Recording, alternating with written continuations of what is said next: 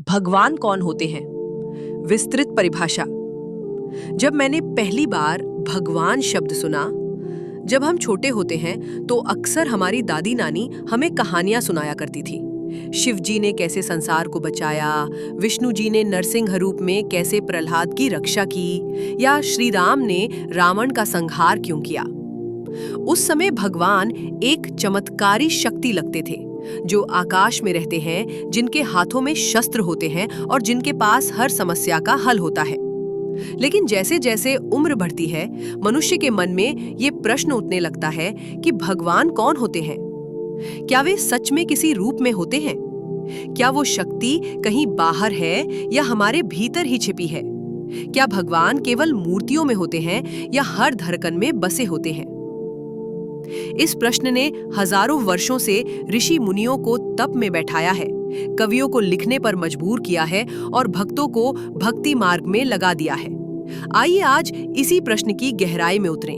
भगवान कौन होते हैं और जाने इस प्रश्न का वो विस्तृत उत्तर, जो केवल धार्मिक नहीं बल्कि दार्शनिक, वैज्ञानिक और आत्मिक दृष्टिकोण से भी अत्यंत रोचक है। अध्याय 1, भगवान शब्द की परिभाषा। संस्कृत में भगवान शब्द की व्युत्पत्ति भग और वान से हुई है। भग का अर्थ है ऐश्वर्य, धर्म, यश, श्री, ज्ञान और वैराग्य। ये 6 दिव्य गुण। वान का अर्थ है धारण करने वाला। अतः भगवान वो होता है जिसमें ये 6 दिव्य गुण पूर्ण रूप से विद्यमान हों।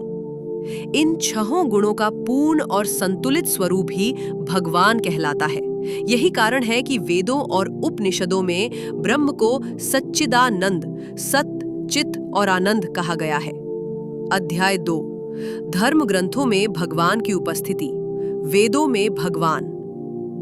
वेदों में भगवान को एकम सद्विप्रा बहुधा वदंती कहा गया है, अर्थात सत्य एक है, विद्वान उसे अलग अलग नामों से पुकारते हैं। यह सिद्ध करता है कि चाहे आप शिव कहें, विष्णु कहें, ब्रह्मा कहें या ईश्वर, वास्तव में परम सत्ता एक ही है, बस उसकी अभिव्यक्ति अलग अलग रूपों में होती है।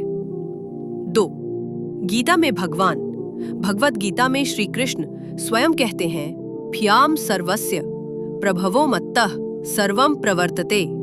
मैं ही समस्त संसार का मूल कारण हूँ, मुझसे ही सब कुछ उत्पन्न हुआ है। गीता के अनुसार भगवान केवल सृष्टि के रचयिता नहीं बल्कि उसके पालनकर्ता और संहारकर्ता भी है। 3, पुराणों में भगवान। पुराणों में भगवान की कथाएं भरे पड़ी है। हर युग में भगवान ने अवतार लिए। सतयुग में नरसिंह, त्रेता युग में कृष्ण और कलकी का आगमन शेष है। यह अवतार केवल धर्म की रक्षा के लिए नहीं बल्कि मानव को यह दिखाने के लिए है कि ईश्वर जब आता है तो वह हमारे ही बीच चलता फिरता है। अध्याय 3, क्या भगवान एक रूप में है या निराकार है? 1, साकार ईश्वर। भक्तों के लिए भगवान का कोई रूप जरूरी होता है। श्री राम की मर्यादा प्रिय है, किसी को शिव का त्याग और तप, कि श्री कृष्ण का प्रेम और लीला। इसलिए मंदिरों में मूर्तियां बनती है, वे श्रद्धा का प्रतीक है। 2, निराकार ईश्वर। दार्शनिक दृष्टिकोण से देखा जाए तो उपनिषदों ने ईश्वर को निर्गुण, निराकार कहा है, जो न रूप रखता है न गुण, जैसे नेति नेति, न यह न वह।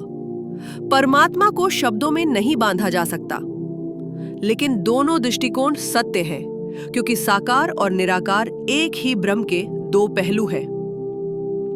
अध्याय 4, भगवान की उपस्थिति। कहाँ होते हैं भगवान? यह प्रश्न सबसे रोचक है। भगवान कहाँ है? क्या वे मंदिर में हैं? क्या वे हिमालय की गुफाओं में हैं? क्या वे आकाश के पार स्वर्ग में रहते हैं? उत्तर, भगवान हर जगह है। दिशः सर्वभूतानां हृद्देशे अर्जुन तिष्ठति, भगवद गीता। ईश्वर प्रत्येक प्राणी के हृदय में स्थित है। जब एक माँ अपने बच्चे को दूध पिलाती है, वहां भगवान है।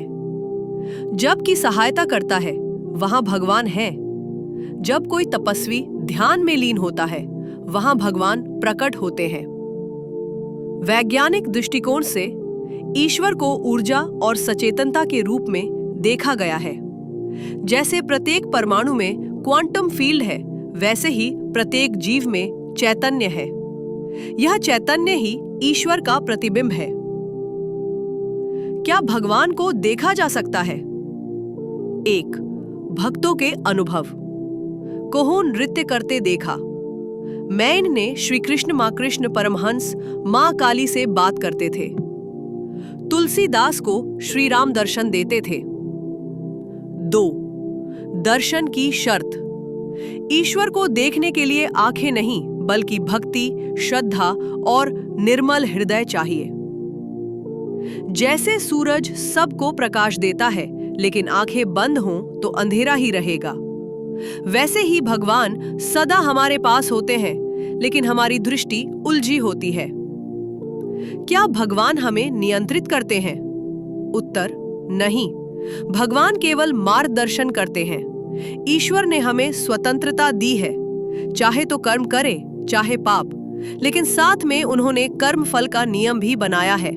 सा करोगे वैसा पाओगे। भगवान केवल संकेत देते हैं, मार्ग बताते हैं, लेकिन निर्णय हमारा होता है।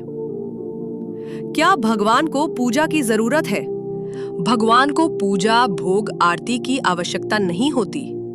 वे तो पूर्ण हैं, लेकिन मनुष्य को जरूरत होती है संबंध, आत्मीयता और स्मरण की। जब हम पूजा करते हैं तो हम अपने भीतर बैठे परमात्मा से संवाद करते हैं। पूजा है एक माध्यम है मन को स्थिर करने का और हृदय को निर्मल करने का। भगवान कौन हो सकते हैं? ये सबसे सुंदर उत्तर है। तुम भी भगवान हो सकते हो। शिव ने कहा था, अहम ब्रह्मास्मि, मैं ब्रह्म हूं। अर्थात हर जीव में वही परम सत्ता है। मनुष्य जब अपने अहंकार, मोह, क्रोध, लोभ से ऊपर उठता है तो वो ईश्वर रूप हो जाता है। इसीलिए समाज में ऐसे लोग महापुरुष, संत और अवतारी पुरुष कहलाते हैं। भगवान के बिना जीवन कैसा होता है? जब हम भगवान में विश्वास नहीं करते, जब हम सोचते हैं कि सब कुछ मैं हूं, तब जीवन में अहंकार, डर और अधीरता भर जाती है।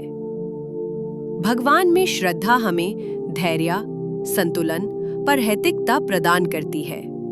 भगवान का होना केवल धार्मिक बात नहीं, बल्कि मानवता की आत्मा है। निष्कर्ष, भगवान कौन होते हैं? भगवान वो है जो हर धड़कन में है। वो है जो हमें हमारे कर्मों का फल देते हैं। वो है जो अदृश्य हाथों से हमें संकट से निकालते हैं। भगवान वो है जो हमें असत्य से सत्य की ओर ले जाते हैं। भगवान है जो हमारे भीतर ही छिपे हुए हैं। भगवान को बाहर मत ढूंढो। जब मन निर्मल हो जाए, जब वाणी मधुर हो जाए, जब कर्म निष्कलंक हो जाए, तब भगवान स्वयं प्रकट हो जाते हैं। समापन। एक अंतिम सवाल, क्या भगवान हमें सुनते हैं? हाँ, हर आहट, हर प्रार्थना, हर आंसू वो सुनते हैं। कभी उत्तर देते हैं मौन में, कभी घटनाओं के माध्यम से। बस एक बार श्रद्धा से बोलो, मैं तुम्हारा हूं, और देखो सारा ब्रह्मांड तुम्हारी रक्षा के लिए खड़ा हो जाएगा।